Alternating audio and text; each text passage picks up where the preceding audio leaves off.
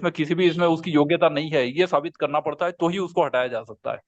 और सर तो ये दो इंजीनियरिंग अलग अलग इशू है। और हाँ, तो आईपीएस का इंजीनियर साहब डिसक्वालीफाइड। इंजीनियर, ऐसा कोई कानून नहीं है कि इंजीनियर को डॉक्टर को ना बनाया जाए, ऐसा कोई कानून नहीं है ना। डिसक्वालिफिकेशन यदि हो कि वह ऐसा नहीं बनाया जा सकता है, तब तो वो फिर वो हो सकता है। अदरवाइज जो भी एलिजिबल है वो किसी भी फील्ड से अपॉइंट हो सकते हैं। पर कोर्ट सर ने केवल ये कहा है कि बैलेंस बनाया जाए, जैसे कि 10-11 पोस्ट है आपके पास, तो 10-11 पोस्ट में एक अनुपातिक, एक प्रोपोर्शनल रिप्रेजेंटेशन सभी का हो, तो ये ध्यान रखा जाना चाहिए, वो उसमें कहा गया है। पर हाँ, सर ये इंजीनियरिंग डिसक्वालीफाइड है ऐसा नहीं होता है, क्योंकि इस तरह से चैलेंज किया गया था और पास्ट में भी ऐसे केसेस हुए हैं, उत्तराखंड में भी ऐसा हुआ था। तो उन्होंने बोला था कि ये जो है सीआईसी का एक केस हुआ था, उसमें उसमें हाईकोर्ट ने कहा था, नैनीताल उत्तराखंड हाईकोर्ट ने, कि IAS are not in eligible. केवल आईएएस होने की वजह से वो डिस्क्वालीफाई नहीं हो जाता कि वो आयुक्त नहीं बन सकता है। और सर शिक्षा उसने इंजीनियरिंग में प्राप्त की है, उसका इंजीनियरिंग का उसका कोई अनुभव नहीं है पूरे जीवन।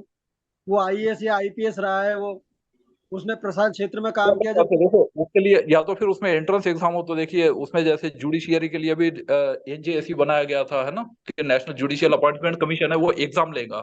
तो पीसीएस के लिए तो ऐसा प्रावधान है। आरटीआई के लिए इस तरह की एग्जाम का प्रावधान नहीं है कि आरटीआई का नॉलेज हो, केवल लॉ का नॉलेज है। लॉ का नॉलेज पता चलता है एलएलबी एलएलएम डिग्री से, तो वो उसके पास यदि है तो वो एलिजिबल है। जुडिशियरी है तो ऑलरेडी वो जज रह चुका है, तो वो हो सकता है, जैसे यूपी में भी हुआ है कि जो हाईकोर्ट के रिटायर्ड जज है उनको भी बनाया गया है।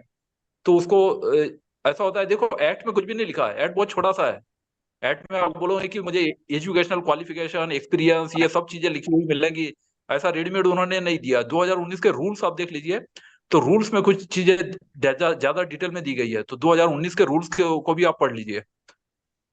एक सर क्या इनको नियुक्ति होने के बाद क्या इनको ट्रेनिंग करना जरूरी नहीं है आरटीआई की? नहीं, ऐसा कोई जरूरी नहीं है उसमें। उसमें कोई जरूरी नहीं है। उसमें ये होता है कि वो खुद ही अपना स्टडी कर लेते हैं, क्योंकि ऑलरेडी वो 30-35 साल एक्सपीरियंस वाले ही होते हैं। तो ऐसा नहीं होता है कि उनको बिल्कुल ही पता नहीं है।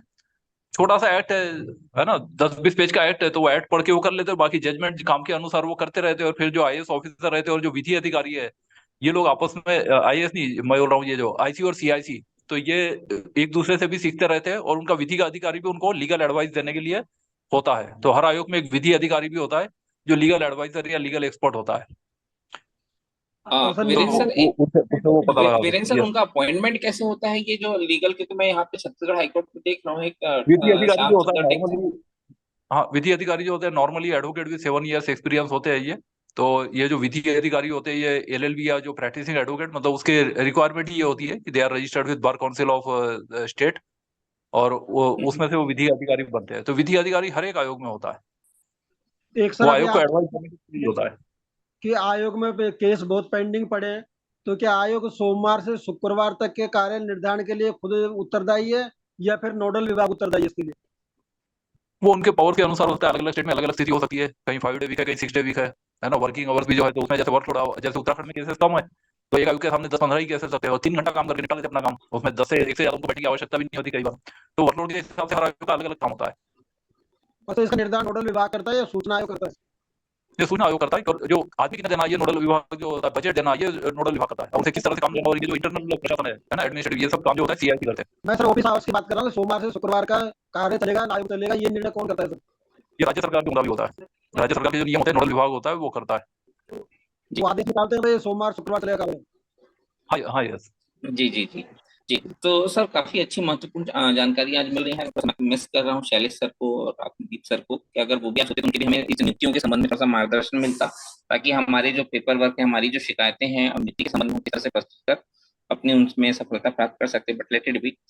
यहाँ पर हैंड रेज किया हुआ है रूप नारायण राठौर उड़ीसा से। सर आपके क्या विचार है सर आज के विषय पर? जी सर। सर अनम्यूट कर लीजिए।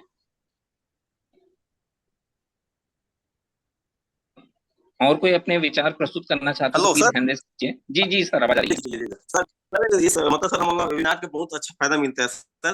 लेकिन अभी जैसे सलाह दिए सर कि संगठन बनाकर रजिस्ट्रेशन कराने वाली, तो इससे सर यदि संगठन बना के रजिस्ट्रेशन करेंगे तो बहुत फायदा होगा सर, हम सभी को फायदा होगा सर। और इजी भी होगा सर, जो जैसे हम ठीक है व्यक्तिगत रूप से कोर्ट में उपस्थित हो सकते हैं, लेकिन ये सब चीज में बहुत दिक्कत होता है सर। तो यदि संगठन बना के संगठन के नाम से रहेगा तो बहुत बहुत ज्यादा फायदा होगा सर। मेरा सुझाव यही था सर, संगठन बनाकर रजिस्ट्रेशन करा लेना चाहिए सर। और दूसरी बात सर, जैसे सीआईसी और आईसी का जो अपॉइंटमेंट की बात है सर, ज्यादातर जगह सभी जगह भी सीआईसी में भी और राज्य में भी सर जगह सर प्रशासनिक अधिकारी को ज्यादा भरा जाता है। उसने जो अदर अदर क्षेत्र जो दिया है पत्रकारिता का या समाज सेवा का, उस क्षेत्र से नहीं लिया जा रहा है। पहले जैसे शरद गांधी साहब को लिए, इस टाइप का भी कहीं किसी से नहीं लिया जा रहा है सर। इसमें हम लोगों को थोड़ा संगठन बना के प्रयास करना चाहिए सर, कि समाज सेवा से पत्रकारिता से यदि आएंगे सूचना आयुक्त में, तो हम लोगों को निर्णय में बहुत फायदा होगा सर। बहुत रूपनारायण सर, आपके उड़ीसा में क्या स्थिति है आयुक्त संख्या की, और वहां के आयोग का क्या परफॉर्मेंस है सर? एक्चुअल में सर मैं हूँ सर सर्विस में हूँ, तो इसलिए मतलब मैं सर पहले गैर अधिकारी वर्ग में था उस टाइम में, आरटीआई में बहुत बहुत काम किया सर, छत्तीसगढ़ में था उस टाइम में। लेकिन मैं अधिकारी बन के प्रमोशन होकर आ गया सर उड़ीसा में, तो सर काम की वजह से भी आरटीआई में थोड़ा कम इन्वॉल्व हो पाता हूँ सर। लेकिन मैं जी जी संगठन से और सर कार्यकर्ताओं से जुड़ा रहता हूँ सर, सर, मगर और अभी उनका आयोग हेल्प भी की करता हूँ जहाँ जरूरत पड़ता है। आयोग का सर वहां पे कोई मतलब कुछ आइडिया है? सूचना आयोग कभी वहाँ चर्चा में आता है हम लोगों के से चर्चाओं के दौरान? उतना सर मतलब वैसे सर यहाँ का आयोग की स्थिति ठीक है, तो उतना कोई ज्यादा दिक्कत की बात नहीं हो रही है सर। कि हाँ, छत्तीसगढ़ में कुछ प्रॉब्लम है सर, छत्तीसगढ़ में उतना जल्दी डिसीजन नहीं आ रहा है सर। अच्छा अच्छा, उड़ीसा आयोग की स्थिति मतलब ठीक है सर। वहाँ लगभग हाँ, कितने आयुक्त हैं उड़ीसा में? अब उसका पूरा डिटेल्स मैं अभी तुरंत में नहीं दे पाऊंगा सर। नहीं ठीक है ना, okay, no issue no issue no issue. जी जी, सर, बहुत बहुत मैं धन्यवाद सर। आप सबमिट कर जो अभी दूंगा। वर्तमान में सर, आप कहाँ उड़ीसा में हैं अभी वर्तमान में? सर मैं सर सुंदरगढ़ जिला में भी पदस्थ हूँ सर। कोल इंडिया लिमिटेड के एक सब्सिडी है, महानदी कोलफील्ड्स लिमिटेड, उसमें मैं सर जी जी कार्मिक प्रबंधक के पद पर कार्यरत हूँ सर। जी जी जी जी जी, बहुत अच्छा लगा सर। धन्यवाद सर। जी सर, यहाँ पे और लोगों ने भी हैंड रेस किया हुआ है। उदय खितोलिया जी हैं, इन्होंने भी हैंड रेस किया हुआ है। अ, विशाल कुमार जी, मेरा बस आपसे एक प्रश्न रह गया था थोड़ा सा। उदय जी, 2 मिनट में आपसे ले लूंगा। विशाल जी, मेरी आवाज सुन पा रहे हैं? अभी झारखंड की स्थिति क्या है? क्या वहां पे आयुक्त जो हुए हैं, अपॉइंट हुए हैं, उनसे क्या रेगुलराइजेशन आया है काम में? विशाल जी, हैंड रेस किया है आपने? अभी भी लगता है अभी एक्टिव नहीं है। उदय जी, जी हेलो। आपने हैंड रेस किया था। जी उदय हेलो। जी। जी उदय सर, हेलो। बताइए। जी सर, नमस्कार सर। जी जी। जी मेरा हेलो, ये झारखंड के क्वेश्चन। बारे में बोल रहे थे सर आप? जी हाँ जी हाँ जी हाँ। क्या हाँ स्थिति क्या है? सर, आप भी झारखंड से हैं? जी मैं झारखंड से ही हूँ। जी जी और जी सर। सूचना आयोग की स्थिति अभी पिछले 4.5 साल से बहुत ही खराब है। टोटली आयोग डिफंक्ट है। अभी काफी जद्दोजहद करने के बाद हाई कोर्ट का प्रेशर होने के कारण भी सूचना आयुक्तों की नियुक्ति हेतु विज्ञापन निकला है। उसकी अंतिम तारीख 31 जुलाई को है। संभावना है कि अगस्त तक नियुक्ति हो जानी चाहिए। और अगर अगस्त तक नियुक्ति नहीं हो पाती है, तो चूंकि झारखंड में चुनाव होने वाले हैं अक्टूबर नवंबर में, तो अगर आचार संहिता का समस्या अगर आ जाता है, तो ये नियुक्ति इस साल भी नहीं हो पाएगी। ये तो, स्थिति है। तो सर, वहाँ झारखंड के जो लोग हैं, आवेदक हैं, उनकी तरफ से कुछ शिकायत वगैरह की जाती है, नहीं की जाती है बहुत मुख्यमंत्री के लिए? शिकायत की गई, मुख्यमंत्री जी को भी लिखा गया, राज्यपाल महोदय को भी लिखा गया। एक डेलीगेशन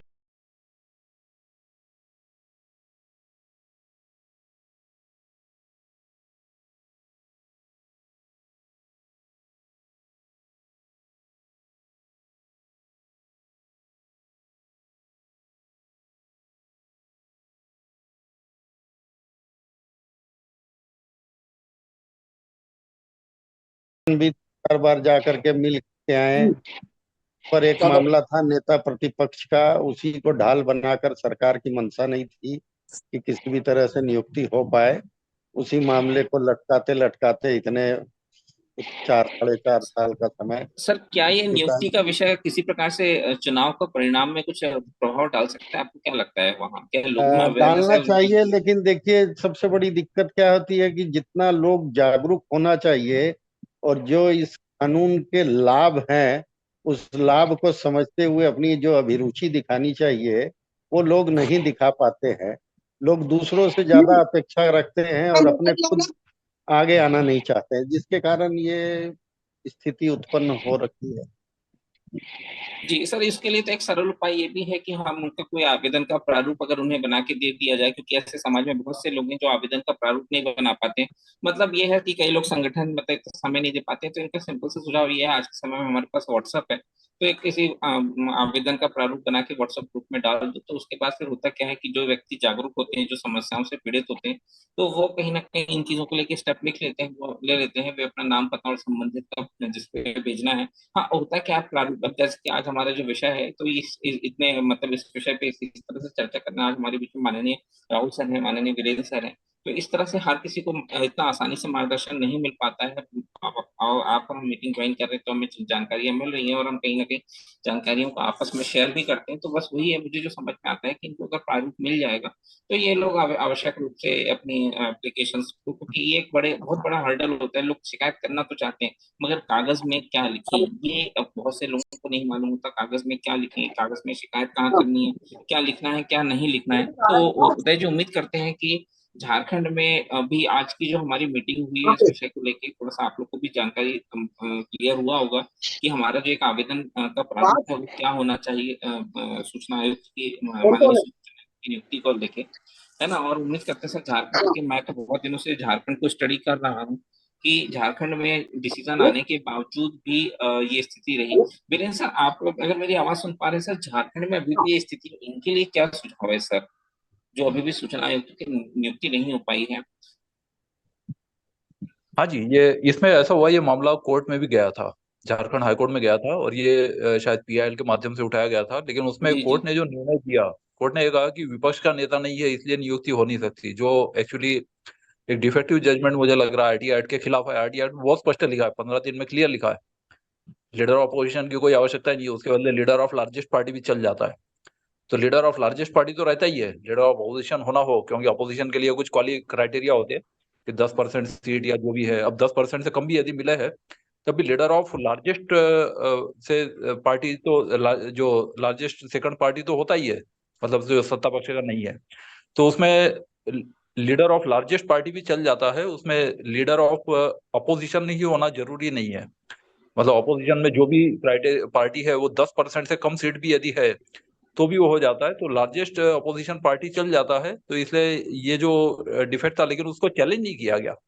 अब क्या है कि सुप्रीम कोर्ट में चैलेंज नहीं किया, तो अब इस राउंड पे हाई कोर्ट ने डिस्पोज कर दिया, जबकि उस केस को सुप्रीम कोर्ट में परस्यू करते तो डेफिनेटली वो निरस्त हो गया सर, रहता। क्या उसे डबल बेंच तो वगैरह में डाला जा सकता था सर, रिव्यू वगैरह कुछ? नहीं, डबल बेंच नहीं, स्पेशल अपील वगैरह में बहुत, आई थिंक वो शायद 2 बेंच का ही होगा ऑलरेडी, तो वो पता नहीं सिंगल जज का था या डबल बेंच का, लेकिन उसको चैलेंज किया जाना चाहिए था। ये स्पेशल अपील से हो सकता है, तो उसी कोर्ट में स्पेशल अपील के माध्यम से 2 जज की बेंच के सामने चैलेंज किया जा सकता है। अदरवाइज फिर सुप्रीम कोर्ट में इसको स्पेशल लीव पिटिशन या जो है अपील एसएलपी, जी जी। करके इसको चैलेंज किया जा सकता है। सर, तो अभी जैसे चैलेंज करने के लिए सर, यहाँ पे जैसे हम आप बात कर रहे हैं, उदय जी, ये जब डिसीजन कब आया था वो झारखंड का सर, ये आई थिंक 8 महीने हो चुके हैं ना इस डिसीजन को? नहीं, वो लिमिटेशन हो गया है, तो उसका उपाय ये है कि फिर एसएलपी फाइल की जा सकती है सुप्रीम कोर्ट में direct, without referring to the high court judgment. Sir, इसके लिए क्या high I court think 30 judgment को दिन का मेंशन टाइम किया जा होगा सकता है। सर, हाँ, क्योंकि हाई कोर्ट का इसमें तो झारखंड में लगभग आज 8 से 10 महीने से पहले ही वो नेता प्रतिपक्ष का चयन हो गए हैं। नहीं, वो अलग बात है, मैं जजमेंट की तारीख की बात कर रहा हूँ। नेता प्रतिपक्ष तो खैर बहुत महीने से है, लेकिन एक ये जजमेंट कब आया था उदय जी? जो जजमेंट आया था उसका अनुपालन नहीं हुआ है, तो वो उसमें सर, कंटेम्प्ट क्योंकि किया जा यही सकता है। स्थिति हमें बाकी राज्यों में भी हो सकती है कि हम पीआईएल लगाते हैं, तो ये चीजें भी थोड़ा सा हमें स्टडी करना होगा कि हम जो चीजें हैं उनको किस प्रकार से अपने ग्राउंड्स को प्रस्तुत करें। अब ये होता कैसा कि यहाँ पे पैरवी प्रॉपर होती नहीं है, तो इस तरह के डिसीजंस आ जाते हैं। तो एक रिसर्च पहले से करना इन सब चीजों में बहुत आवश्यक हो जाता है। उदय जी, आपको जानकारी में है ये डिसीजन कब आया था झारखंड का? मुझे लग रहा है सर, 1.5 साल से ऊपर होने को आ रहा है, और अभी भी परिवर्तन नहीं आया, तो हमें भी अगर जो अन्य राज्य हैं वहाँ पे इन चीजों का ध्यान रखना होगा। सर, इसका पीआईएल में जैसे जो डिसीजन आता है, लिमिटेशन आई थिंक 30 डेज ही होगा ना? लिमिटेशन है, लेकिन सुप्रीम कोर्ट में जाने के लिए लिमिटेशन आवश्यक नहीं है। मैंने बताया कि उसमें फ्रेश हाँ एसएलपी हाँ, भी कर सकते हैं, और केवल जी जी। सुप्रीम कोर्ट का अंतरिम फैसला किस नहीं किया, इस पे भी किया जा सकता है। तो इसलिए क्या कि झारखंड के हाईकोर्ट का जो judgment is not that important, उसको रेफर किए बिना भी हम डायरेक्ट सुप्रीम कोर्ट में कर सकते हैं। अब ऐसे भी अप्रासंगिक हो जाए, क्योंकि वो तो एक तात्कालिक टाइप का जजमेंट आ गया, भाई उसमें ऑपोजिशन होना चाहिए, लीडर ऑपोजिशन आ गया, तो अब तो कोई बहाना नहीं चलता, तो फ्रेश भी कर सकते हैं कि चलो without referring to previous judgment Jharkhand high court में फिर से पीएल कर सकते हैं कि इसमें अब तो ये आ गया लीडर ऑपोजिशन, तो अब ये मैंडेट जारी किया जाए। तो फिर वो पिछला जो बहाना था वो बहाना चल नहीं पाएगा, है ना, और मतलब फिर मैंने चल पाएगा। सर शब्द में यह है कि सर झारखंड के जो नागरिक है वो एक सिंपल प्रयास करके एक अपना शिकायत पत्र देके और उसके बाद अगर नहीं हो पा रहा तो सीधे फिर एसएलटी पे विचार करें भी हाईकोर्ट की आवश्यकता नहीं नहीं नहीं नहीं, है। हाईकोर्ट नहीं कर सकते, क्योंकि हाईकोर्ट को ऐसा ना कि पिछले बार जैसे हाईकोर्ट ने टाल दिया था कि लीडर ऑफ अपोजिशन नहीं है, वो बहाना हाईकोर्ट को अब नहीं मिलेगा। अब उनको जी जी दूसरा दूसरा बहाना डिस्कस करना सर ठीक हाईकोर्ट में हम्म। हाईकोर्ट में सत्याग्रह दायर किया गया है, अच्छा लेकिन दोबारा हो गई फिर से। हाँ सर, लेकिन उसके बाद भी हाई कोर्ट डेट दिया जा रहा है। लेकिन इस बार जो है स्टेट गवर्नमेंट को शपथ पत्र दाखिल करने की बात कहे हैं, तो स्टेट गवर्नमेंट जो है शपथ पत्र में दाखिल किया है, 21 दिन का टाइम लिया है कि हम 21 अच्छा दिन के वो अंदर चुनाव की नियुक्ति कर देंगे। अच्छा केस चल रहा है मतलब अभी जी सर। मतलब इस बारे में और जानकारी आप याद है इसका? केस चल रहा है, तो उसी को परस्यू किया जाए, फिर अलग से केस करने की आवश्यकता हाँ नहीं है। आवश्यकता बिल्कुल नहीं। इस केस का कुछ केस नंबर पिटिशनर रेस्पोंडेंट कुछ आपको जानकारी है महोदय? जी सर, अभी तो फिलहाल मेरे पास नहीं है, तो हम कलेक्ट करके दे सकते हैं। अगर क्या है इसका हमें केस नंबर मिल जाता तो थोड़ा सा अध्ययन कर लेते कि कहाँ पे क्या समस्याएं हैं ताकि वो हाईकोर्ट चीजें का ध्यान रखा है तो फिर कुछ करने की आवश्यकता नहीं है, तो फिर जो चल रहा है उसी को परस्यू किया जाए, हाँ तो उसी को कोर्ट प्रस्तुत किया जाए। तो सर इस ऑलरेडी उसमें मामले में ध्यान दिया उच्चतम न्यायालय ने आदेश दिए थे, तो उस आदेश का राज्य सरकार द्वारा अनुपालन नहीं किया गया था, तो अवमानना याचिका दायर किया गया है और मामले की हियरिंग 6 अगस्त को है। अच्छा अगस्त में है है। ये कभी याचिका दोबारा लगाई गई है? जी, वो तो सर हम उतना डिटेल्स अभी नहीं हाँ नहीं बता ठीक है ओके, कोई बात हेलो नहीं हेलो। जी जी जी जी सर, हाँ मैं इस पर थोड़ा प्रकाश डालूंगा। जी जी सर बिल्कुल ये आमंत्रित है सर। ये जो केस किया गया था, ये श्री राजकुमार जी हैं, बोकारो निवासी, उनके द्वारा किया गया था सन 2020 में। उस समय सूचना आयुक्तों की नियुक्ति सिर्फ 2 ही थी, तो वो ज्यादा सूचना आयुक्तों की नियुक्ति हेतु वो रिट फाइल किए थे। उसमें हम्म। सरकार को आदेश दिया गया था हाईकोर्ट के द्वारा कि आप ज्यादा से ज्यादा संख्या में सूचना आयुक्तों की नियुक्ति कीजिए। सरकार ने शपथ पत्र के माध्यम से कहा था कि हाँ, हम इसको फरवरी 2020 तक हर हाल में फ्रेश अपॉइंटमेंट कर लेंगे, और एक विज्ञापन भी निकाला। उसके बाद ये नेता प्रतिपक्ष का मामला क्रिएट हो गया, जिसके कारण ये लिंगर पे लिंगर होते चला गया। तो हाईकोर्ट की उस आदेश के अगेंस्ट में ये अवमानना याचिका दाखिल की गई राजकुमार जी के द्वारा। इसके अलावा जो स्टेट बार काउंसिल है, उसके द्वारा भी 7-8 रिट अपील फाइल की गई थी कि यहाँ सूचना आयुक्त के अलावा आपके लोकायुक्त की नियुक्ति नहीं है, मानवाधिकार आयोग में अध्यक्ष नहीं है, महिला आयोग डिफंक्ट है, बाल संरक्षण आयोग डिफंक्ट है, तो जितने भी बोर्ड निगम आयोग हैं उन सबों में नियुक्ति की जाए। तो उन सबको मर्ज करके एक ही हियरिंग में, एक ही केस के अंदर सबको मर्ज करके इसकी सुनवाई हो। मतलब ये पूरा अभी राजकुमार किशोर जी के द्वारा प्रयास किया जा रहा है, ये माने अधिवक्ता है कि इन पर मतलब नहीं, ये ये नहीं है? सिंपली एक व्यक्ति है, जैसे हम लोग भी हाँ आरटीआई से, हम लोगों को कोई भी विशेष लेना देना नहीं है, लेकिन क्या जी है कि जी इसके परिणाम आते हैं, इसकी जो ताकत है, उसकी जब अनुभूति हुई तो चाह करके भी इस पर निकल नहीं पाते हैं। तो एक इंटरेस्ट बना हुआ रहता है कि हाँ भाई, इससे लोगों का भलाई का बहुत अच्छा चीज है, इससे जुड़ा हुआ रहना चाहिए। जितना अधिक से अधिक लोग इसका प्रयोग करेंगे, उतना ही आरटीआई एक्ट का माने प्रभाव बढ़ेगा। हाँ। तो इसी चीज को मतलब ध्यान में रखते हुए श्री श्री राजकिशोर जी से भी इस विषय पे जानकारी भविष्य में अगर हम चाहें तो ले सकते हैं।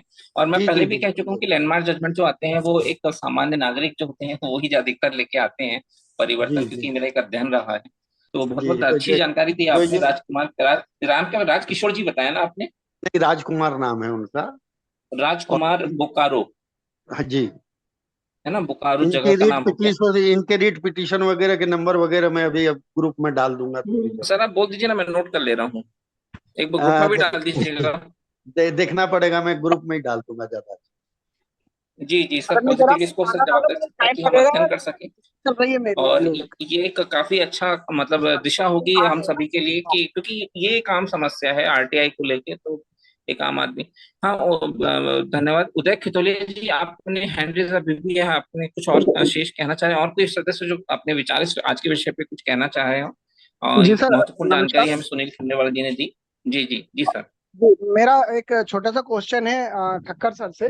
जैसा कि अभी थोड़ी देर पहले मुख्य सूचना आयुक्त की एलिजिबिलिटी से रिलेटेड एक क्वेश्चन उठा था, तो मैं उन्होंने उस विषय को तो पूरा क्लियर कर दिया, लेकिन मैं उनसे एक चीज और मैं जानकारी चाहता हूँ उनसे कि क्या जो सहायक लोक सूचना अधिकारी जो अलग अलग विभाग में रहते हैं, उनके लिए भी इस तरीके का कोई आरटीआई से रिलेटेड प्रशिक्षण होना अनिवार्य है, या फिर वो भी जिस तरीके से ठक्कर सर ने बताया था कि मुख्य सूचना आयोग 20 पेज की हमारी नियमावली है उसको पढ़ के भी इम्प्लीमेंट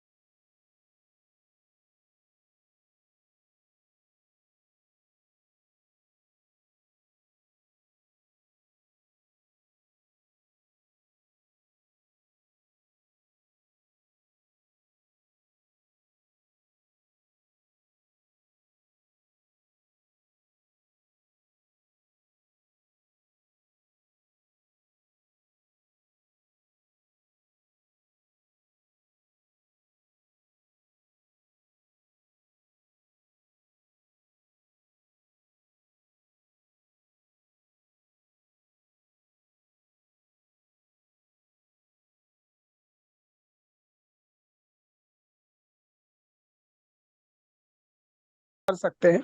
तो क्या सहायक लोक सूचना अधिकारी के लिए और जो लोक सूचना अधिकारी जो किसी भी शासकीय कार्यालय में अगर नियुक्त किए जाते हैं तो उनके लिए भी कोई एलिजिबिलिटी, मतलब एलिजिबिलिटी से रिलेटेड मेरा कहने का मतलब है कि कोई ट्रेनिंग, आईटी से रिलेटेड कोई ट्रेनिंग या कोई इस तरीके की कोई प्रावधान है क्या उसके लिए अनिवार्य, जो अनिवार्य हो? जी सर। हेलो हेलो, जी सर। जी जी आ रही है सर आवाज हेलो, जी आवाज आ जी रही आ है रही ना? है आया तो सर, इसमें जी जी आ रही है आवाज। सेक्शन सेक्शन 26 में क्लियर प्रावधान है। सेक्शन 26 में ये केंद्र सरकार या राज्य सरकार जो अप्रोप्रिएट गवर्नमेंट है उसकी जिम्मेदारी है।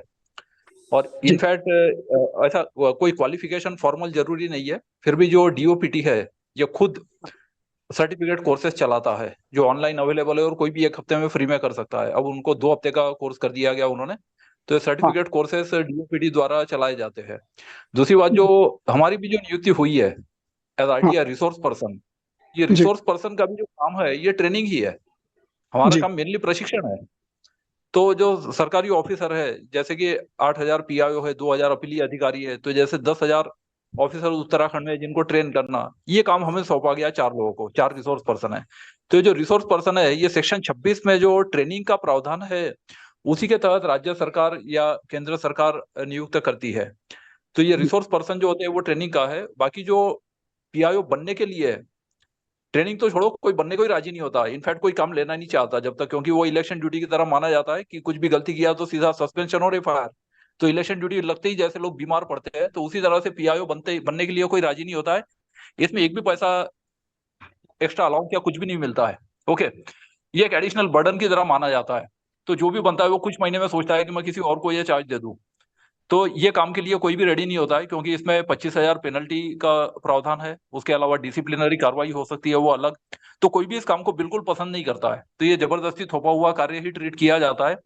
पीआईओ के लिए जो पद होते हैं, पद यदि हो और इसके सैलरी हो, तो उत्तर प्रदेश में शायद ऐसा हुआ था कि 20,000 सैलरी पर एक कॉन्ट्रेक्चुअल पोजीशन पे लोगों को पीआईओ को नियुक्त किया जाए। और इतनी बेरोजगारी है कि पीआईओ बनने के लिए भी लोग तैयार हो गए थे, चलो पीआईओ बन जाएंगे, 20,000 सैलरी मिलेगी, पेनल्टी होगी तो देखा जाएगा। तो वहां पे कुछ कॉन्ट्रेक्चुअल इस तरह की पोजीशन की गई थी। तो इसमें पद की कोई व्यवस्था नहीं है, और चूंकि पद नहीं है तो जो भी होता है ये केवल एक एक्स्ट्रा ड्यूटी या एडिशनल रिस्पॉन्सिबिलिटी की तरह ही लिया जाता है। तो एक्ट में नमित शर्मा केस में ये डिमांड की गई थी कि इस पद के लिए कोई क्वालिफिकेशन वगैरह निर्धारित किए जाए, लेकिन सुप्रीम कोर्ट ने यही कहा कि संसद ने नहीं किया तो हम भी नहीं करेंगे, ये काम संसद का है। तो संसद यदि चाहे तो भविष्य में ये कर सकती है कि पीआईओ के लिए एटलीस्ट एक मैंडेटरी सर्टिफिकेट कोर्स करना या कोई ये ट्रेनिंग का। तो अभी जो ट्रेनिंग का प्रावधान है वो केवल सेक्शन 26 में है, और ये अलग अलग राज्य सरकारें और केंद्र सरकार इसका ट्रेनिंग देते रहती है। और इसके ऑनलाइन कोर्सेज भी है जो पब्लिक के लिए भी है। तो ये डीओपीटी का और जो centre for good governance Hyderabad CGT के साथ कोलैबोरेशन में उनका सर्टिफिकेट होता है। मैंने 2012 में पास किया था, तो ये कोई भी ऑनलाइन फ्री में पास कर सकता है। ये इसमें मैं व्यवस्था है। कुछ चीजें जी जोड़ना जी राम चाहूंगा। सर। हाँ जी। जी जी जी सर। एक तो सवाल जब ट्रेनिंग का आया था तो हमने ये देखा कि सबसे ज्यादा जो वॉल्यूशन हो रहा था मध्य प्रदेश में, आरटीआई एक्ट का जो वॉल्यूशन होता है वो पंचायत विभाग में हो रहा था। तो मैंने एक ऑर्डर में मैंने कहा कि अब जो सबसे निचले स्तर पे जब भी ये सवाल आता था पेनल्टी लगाने का, तो जो जो पीआईओ होते हैं ग्राम पंचायत सचिव, वो आकर के एक ही बात कहते थे कि साहब हमारी तो कोई ट्रेनिंग नहीं हुई है, हमें तो कानून की जानकारी नहीं है। अल्टीमेटली फिर हमने एक आदेश में जो पंचायत डिपार्टमेंट है उनके प्रिंसिपल सेक्रेटरी को हमने कहा कि आप ये इंश्योर करिए कि जितने पंचायत सचिव हैं मध्य प्रदेश में, 25,000 से ऊपर पंचायतें हैं, उनमें समस्त जो कार्यरत पीआईओ हैं उनकी ट्रेनिंग हो, क्योंकि अधिकांश जो वॉल्यूशन हो रहे हैं वो आपके डिपार्टमेंट में हो रहे हैं। और सेक्शन 19 में ट्रेनिंग के लिए कहने का प्रोविजन भी है, वो पावर भी है सेक्शन 19 में। तो 19(8) के सब सेक्शन में आता है ये। तो सेक्शन 19(8) के सब सेक्शन का हमने जिक्र करते हुए उन्हें ट्रेनिंग के लिए कहा। अल्टीमेटली उसके बाद भी बदस्तूर वॉल्यूशन होता रहा, मतलब उसका वॉल्यूशन ही हुआ हमारे आदेश का, उन्होंने कोई ट्रेनिंग की व्यवस्था तो की नहीं। क्योंकि पंचायत सचिव जब भी आते थे वो भी यही कहते थे कि साहब हमें कानून का ज्ञान नहीं है। तो उसमें हमारा ये स्पष्ट कहना था उनका कि कानून के ज्ञान ना होना कानून तोड़ने का आधार नहीं बन सकता है, लिहाजा पेनल्टी हमने लगाना शुरू कर दिया। और उसके बाद फिर हमने पेनल्टी उन पर लगाते रहे। और दूसरा जो सहायक लोक सूचना अधिकारी का वो है, एक्ट में जो प्रोविजन है सहायक लोक सूचना अधिकारी का, वो एक असिस्टेंस के रूप में है। लेकिन स्टिल जो बेसिकली जो जो आरटीआई एक्ट के तहत जो सेक्शन 7(1) का क्रियान्वयन है, वो उसका भार पीआईओ के ऊपर है। तो पीआईओ ये कह करके नहीं बच सकते हैं कि ये फाइल जो है असिस्टेंट पीआईओ ने देखी थी, मैंने नहीं देखी। अगर वो ये स्टेब्लिश कर देते कि उनके पास वो फाइल आई ही नहीं, तो फिर असिस्टेंट पीआईओ के ऊपर जिसने भी वो फाइल देखी उसके ऊपर हम पेनल्टी लगा देंगे। लेकिन पीआईओ के ऑफिस में एक असिस्टेंस के लिए रखा गया है, और अगर उनकी नॉलेज में था और उनको पूरा ये मालूम था, उनकी गाइडेंस में ही पूरा उसका काम चल रहा था, तो पीआईओ के ऊपर भी पेनल्टी लगेगी, पीआईओ के ऊपर ही पेनल्टी लगेगी, ये स्पष्ट है। तो हम लोगों ने पीआईओ के ऊपर उसमें कई जहां विषय ये आता था कि एक बार असिस्टेंट पीआईओ आ गए, उन्होंने कहा कि साहब हमने तो पीआईओ साहब ने जैसा बोला था हमने वैसा ही किया। हमने कहा आप लिखित में दीजिए, ये पीआईओ की नॉलेज में थे। उन्होंने नोटशीट भी रख दी सामने जहां पर उन्होंने पीआईओ को मार्क किया हुआ था, और पीआईओ की नॉलेज में था ये पूरा।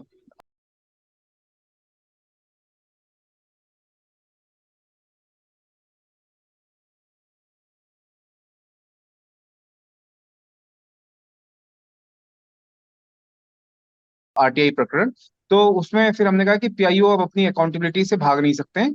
पीआईओ को मालूम था, और पीआईओ एक्ट के तहत पीआईओ ही अकाउंटेबल है, तो फिर पीआईओ के ऊपर हमने पेनल्टी लगाई थी।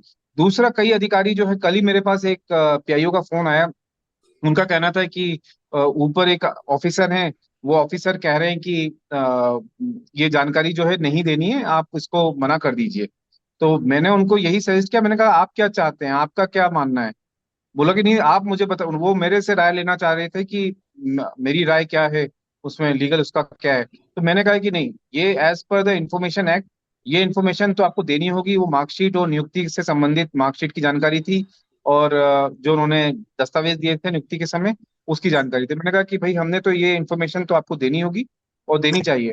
अब उसमें उनका कहना था कि मुझे सीनियर अधिकारी ने कह दिया है। ऐसे कई मामले आते हैं जहाँ सीनियर अधिकारी कह देते हैं, लेकिन देखिए वो इतने होशियार होते, चालाक होते, वो अपनी अपने कागज पर कहीं फंसते नहीं है, क्योंकि ये मौखिक आदेश देते हैं और नीचे के अधिकारी जो कि उसको इम्प्लीमेंट करते पीआईओ, वो फंस जाते हैं। कई मामले हमारे सामने ऐसे आए जहां पर पीआईओ कहते हैं कि हमें तो सीनियर अधिकारी ने कहा था इसलिए हमने नहीं दिया, और कई मामले ऐसे भी आए जहां सीनियर अधिकारी इतने आक्रामक थे, या फिर वो बिल्कुल उनको एक्ट की समझ भी नहीं थी, उन्होंने लिख करके दे दिया ऊपर से कि ये इन्फॉर्मेशन ना दी जाए। तो वहां पर फिर उस सीनियर ऑफिसर को के ऊपर सेक्शन 5(4) में डीम्ड पीआईओ मानते हुए उनके ऊपर कार्रवाई की गई। तो यहाँ हमने कहा है कि आप अगर सीनियर अधिकारी आपको लिखित में दे देते हैं कि ये इन्फॉर्मेशन नहीं देनी है, तो फिर आप उसमें आप रोक लीजिए। लेकिन आप अगर खुद अगर रोकेंगे तो फिर अल्टीमेटली मामला अगर सूचना आयोग आएगा तो आप ही के ऊपर जुर्माना लगेगा। जी कुलदीप। जी सर, इसमें जी यही प्रावधान है 5(2), 5(4) और 5(5). तो 5(2) में जो चूंकि एपी आयोग को कोई ड्यूटी नहीं दी गई है, हालांकि जो डेफिनेशन है उसमें केवल ये डेफिनेशन में लिखा है कि पीआईओ इंक्लूड्स एपीआईओ, मतलब कैपीओ या सेपीओ सेंट्रल या स्टेट में। लेकिन जो ड्यूटी दी गई है उसमें केवल एक ही ड्यूटी है कि 5(2) में जो भी एप्लीकेशन आती है उसको रिसीव करना और उसको 5 दिन में फॉरवर्ड करना पीआईओ को। फिर जो 5(4) और 5(5) का जो मामला आता है कि पीआईओ जनरली कस्टोडियन होता नहीं है अपने सूचना का, तो यदि उसके पास वो सूचना पहले से नहीं है तो 5(4) जो है वो ओरली भी कर सकता है, रिटर्न भी कर सकता है। दूसरा है कि वो 5(4) धारा कभी समाप्त नहीं होती है, तो 5(4) का प्रयोग वो एप्लीकेशन स्टेज पे कर सकता है, फर्स्ट एपेलेट लेवल या कंप्लेंट लेवल पर, या सेकंड एपेलेट स्टेज पर, या मामला हाई कोर्ट सुप्रीम कोर्ट में जाता है तभी भी कर सकता है, बिकॉज 5(4) इज ऑलवेज इफेक्टिव, उसमें कोई भी टाइम लिमिट नहीं है। दूसरा जो मामला आता है कि ओरली करना कि रिटर्न में करना, तो ये जनरली कन्वीनियंस का मामला होता है। तो जनरली जो मैं तो ऐसे टाइम करता था लगेगा जब भैया। पीआईओ था, जब उसमें जो लोग कोऑपरेट करते थे तो मैं ओरली कर देता था। 5(4) में एक से ज्यादा भी लोगों को किया जा सकता है, जैसे कि मान लो 30 बिंदु की सूचना है, अलग अलग ऑफिसर्स के पास है, तो सबसे कलेक्ट करके उसमें किसी को तो ओरली पत्थर किसी क्यों से इकट्ठे करके रखे? कलेक्ट करना। लेकिन जब वो रिटर्न आत्मदीप सर में भी करता ज्वाइन है, कर रिटर्न चुके में हैं। जब दिल्ली वो वाली नोटिस दे, पत्थरबाजी का प्लान में तो नहीं है अभी? कुछ नॉइज आ रहा है बीच में। हाँ एक सेकंड सर, मैं तो देख रहा हूँ। तो जब 5(4) ये में 5(4) में जब नोटिस दे दिया जाता है तो उसमें फिर जो जिसको नोटिस दिया जाता है उसकी 5(5) में जिम्मेदारी बन जाती है कि वो पीआईओ के साथ कोऑपरेट करे। तो यदि पीआईओ को ऐसा लगता है कि जो अधिकारी है वो वरिष्ठ है या भ्रष्ट है या कोऑपरेट नहीं कर रहा है या अड़ंगेबाजी कर रहा है, तो उसको अपना कानून के मुताबिक 5(4) में नोटिस दे देना चाहिए, और फिर वो खुद शिकायत नहीं कर सकता है, वो केवल नॉन कॉपरेशन का आरोप लगा सकता है कि मैंने इनको नोटिस दे दिया था, कस्टोडियन ये है, मेरे पास सूचना नहीं है। तो ऐसा भी होता है कि पीआईओ बच जाए और जो 5(5) में जो डीम्ड पीआईओ है, मानित पीआईओ, वो 5(5) में फंस जाता है।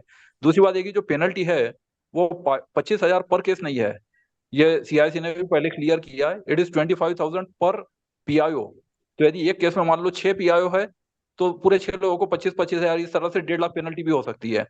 तो इसलिए जो अलग अलग बिंदु है उसको किस तरह से कलेक्ट करना, ये PI और 5-4 को रिटर्न में करना या ओरली करना, तो ये कन्वीनियंस का मामला है और ये पूरा डिस्क्रिप्शन PIO को होता है कि वो कुछ भी करके 30 दिन के अंदर उसको करना होता है। कई बार ये भी होता है कि मैं डेडलाइन मीट नहीं कर पाता था, अक्सर मैं ऐसे कर देता था कि पहला जो रिप्लाई है, CIC ने ये कहा है कि it should be with in 30 days, तो पहला रिप्लाई मैं 30 दिन में दे देता था और जितनी सूचना इकट्ठी हो गई उतनी दे देता था, और जो बच जाती थी उसमें हम 5-4 की कॉपी लगा देते थे कि ये सूचना दे दी गई है और प्राप्त होते ही आपको निःशुल्क उपलब्ध करा दी जाएंगी। अब यदि हम वो 5-4 की नोटिस की भी कॉपी दे देते या केवल फैक्ट भी मेंशन कर देते हैं तो एप्लीकेंट का भरोसा बढ़ जाता है और जनरली फिर they don't going to appeal और कंप्लेंट। इस तरह से बहुत सारी अपील और कंप्लेंट मैंने प्रिवेंट भी की है। और फिर 30 दिन के बाद जब 32 दिन, 35 दिन, 40 दिन जब भी होते हैं, क्योंकि एक एप्लीकेशन की सूचना 2, 3, 4, 6 इंस्टॉलमेंट में भी दी जा सकती है, उस पर कोई रोक नहीं है, ना कोई स्टे ऑर्डर है। तो जैसे जैसे इकट्ठी हो जाए उस तरह से उसको फॉलो अप करके उस केस का निस्तारण किया जा सकता है। तो ये PIO का डिस्क्रिप्शन है कि वो 5-4 का पूरा इफेक्टिवली वो यूटिलाइजेशन करे और जहां जहां पर जरूरत पड़ती है तो वहां पर फिर वो 5-5 में उनकी जिम्मेदारी जो होती है वो अपीलीय अधिकारी या क्योंकि फर्स्ट अपील में भी उसको मौका मिलता है और फर्स्ट अपील में भी वो अपीलीय अधिकारी को बता सकता है, क्योंकि जो दूसरा अधिकारी होता है वो भी, उसका भी रिपोर्टिंग तो अपीलीय अधिकारी को ही होता है, तो उसमें बता सकता है कि ये मेरे साथ कोऑपरेट नहीं कर रहा है। और ऐसे में फिर अपीलीय अधिकारी जो है वो दूसरे अधिकारी से लेकर भी सूचना दे सकता है।